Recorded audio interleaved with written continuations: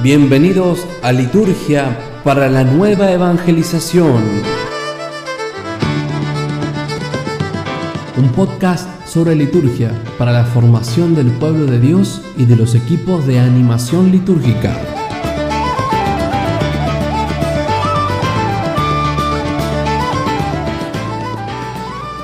Sean todos bienvenidos, queridos hermanos, a este tercer capítulo de este ciclo de enseñanzas sobre liturgia. Antes de comenzar con el tema que hemos preparado para abordar hoy, quisiera recordarles que también están disponibles otras plataformas en las cuales pueden escuchar y compartir estas enseñanzas que estamos subiendo una vez por semana.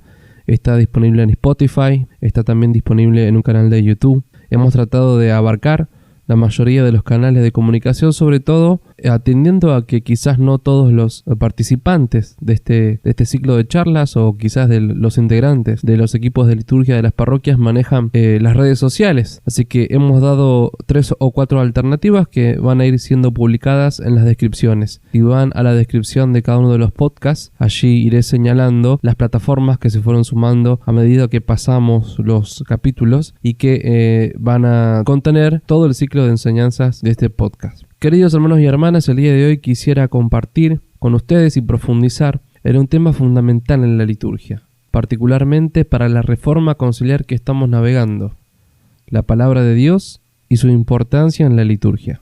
Comencemos escuchando un fragmento de Sacrosanctum Concilium en su numeral 24. En la celebración litúrgica la importancia de la Sagrada Escritura es sumamente grande, pues de ella se toman las lecturas que luego se explican en la homilía y los salmos que se cantan, las preces, oraciones e himnos litúrgicos están penetrados de su espíritu y de ella reciben su significado las acciones y los signos.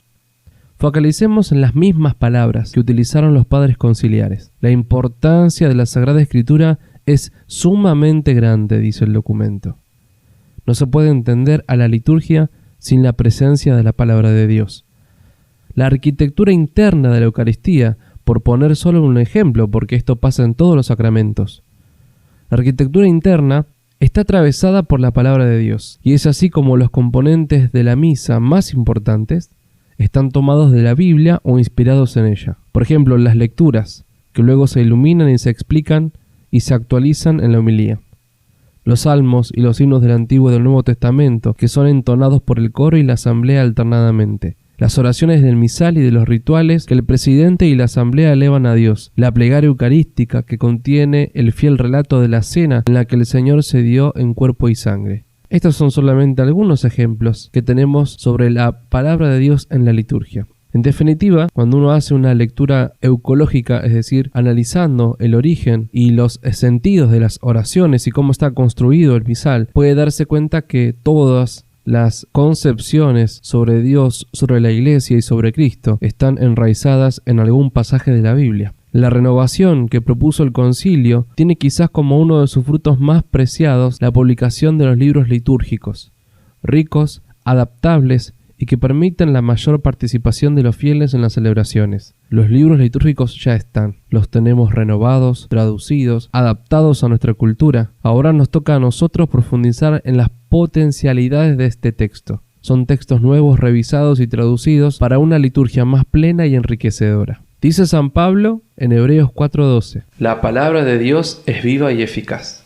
Detengámonos en los dos calificativos que usa el apóstol para referirse a la palabra de Dios. En primer lugar, dice que la palabra es viva, es decir, la palabra está viva. Y si tiene vida, es alguien, es una persona. Cuando abrimos la Biblia y nos disponemos a leerla con fe, en realidad nos estamos encontrando con una persona, con el mismo Jesús resucitado. Conocerla, meditarla y orarla se vuelve una experiencia con el Señor, en la cual progresivamente quiere donarnos su espíritu para tener sus sentimientos. La segunda verdad que nos enseña San Pablo es que la palabra es eficaz. ¿A qué se refiere con la palabra eficaz? A que la palabra hace lo que dice. Es una palabra digna de confianza. En ella podemos confiar. No es como la palabra de los hombres. Ya en el Génesis nos relata que el universo comenzó a existir por las palabras pronunciadas por Dios. También San Juan afirmó en el prólogo de su Evangelio que todas las cosas fueron hechas por medio de la palabra. Y esto, queridos hermanos, es maravilloso, porque quiere decir que todas las promesas y los consuelos que la palabra anuncia se van a cumplir, y es más, ya se están cumpliendo. Es así que cada vez que el leccionario es abierto y las lecturas proclamadas, la palabra no queda en letra muerta, al contrario, es allí cuando más vida tiene. La ordenación general de las lecturas de la misa, es decir, las notas introductorias que contienen las ediciones de los leccionarios, en su numeral 3 nos enseñan: la celebración litúrgica, que se sostiene y se apoya principalmente en la palabra de Dios, se convierte en un acontecimiento nuevo de interpretación y eficacia. Cada vez que la Escritura se proclama en la liturgia, van impulsadas esas palabras por el Espíritu Santo, que actúa en cada uno de nosotros para que demos frutos de vida duraderos. Nunca olvidemos esto, queridos hermanos. Cuando la palabra de Dios se proclama en el contexto, en el marco de una celebración litúrgica, el Espíritu Santo potencia esa palabra santa que se proclama sobre todos nosotros y nos da frutos de vida eterna. Nos hace mejores personas, nos regala de a poco sus sentimientos. Les presento ahora algunas propuestas pastorales que nos pueden ayudar a pensar una liturgia más bíblica en nuestras comunidades. Primero, empezar por el signo, o sea, la belleza y el uso del evangeliario y los leccionarios, que nunca deben ser reemplazados por hojas impresas o por otros subsidios. Así rescatamos la presencia sacramental del Señor en los libros que contienen su palabra.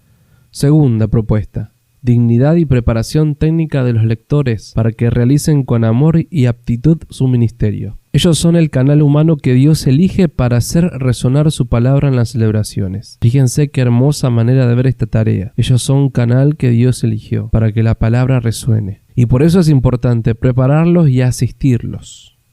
Tercera propuesta: recuperar la palabra de Dios en las asambleas litúrgicas. Preguntémonos por un momento, especialmente aquellos que formamos parte de los equipos de liturgia de las parroquias.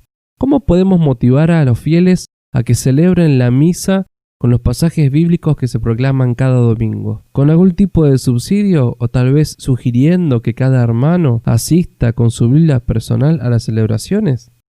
Imagínense si llevásemos a cada lugar donde vamos la Biblia como si fuese nuestro celular. Qué bella imagen, ¿no? Todos los cristianos llegando a la celebración eucarística a beber de este río de agua de vida con su Biblia en mano, con su lapicera para anotar, con sus fibrones para marcar las hojitas que contienen las lecturas. Es un desafío para pensar cómo hacer que el pueblo de Dios recupere las Biblias, las utilice, las medite y sobre todo las celebre en el marco de las celebraciones litúrgicas. Cuarta propuesta: crear guiones, municiones y catequesis previas inspiradas en la palabra de Dios, para lograr que la Biblia inspire todo, incluso los avisos parroquiales. ¿De qué manera nuestros avisos parroquiales o esas notificaciones que se dan al final de las celebraciones pueden tener incluso un espíritu más bíblico? Quinta propuesta, y esto tiene que ver con la formación permanente del pueblo. Motivemos el amor a la palabra en la vida diaria de los hogares, especialmente a través de la meditación en los tiempos de trabajo espiritual intensos, como el tiempo de Cuaresma o el tiempo de Adviento. ¿Qué forma profunda pero popular de meditación podemos enseñar a nuestra comunidad para que durante la semana se deje moldear por la palabra de Dios? ¿Cómo podemos hacer para que la comunidad entera de las parroquias durante la semana continúen ese vínculo con la palabra de Dios? Mis queridos hermanos, hasta aquí el podcast del día de hoy. Me despido con un hermoso deseo que San Pablo escribió a los colosenses en el versículo 16 del capítulo 3. Que la palabra de Cristo habite en ustedes con toda su riqueza. El apóstol lo escribió para los cristianos de Colosas, y hoy yo lo hago oración sobre cada uno de ustedes. Querido hermano, querida hermana, que la palabra de Cristo habite en vos con toda su riqueza. Que el Señor nos bendiga y nos proteja, haga brillar su rostro y nos conceda la paz. Nos encontramos en el próximo podcast de Liturgia para la Nueva Evangelización.